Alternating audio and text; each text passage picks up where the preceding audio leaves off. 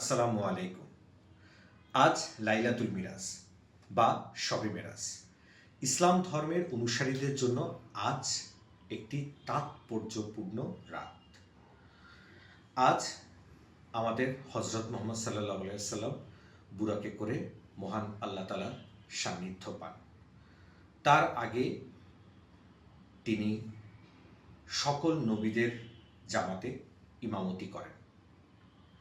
আজ থেকেই 5 ওয়াক্ত নামাজ ফরজ হয় আমাদের মুসলিম বিশ্বের জন্য।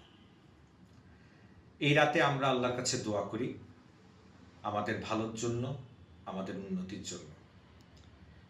আমি একটা কথাই সবসময় বিশ্বাস করি যে আমরা সবাই বিশ্বাস করি যে সুস্থতা আল্লাহর সবচেয়ে বড় নিয়ামত।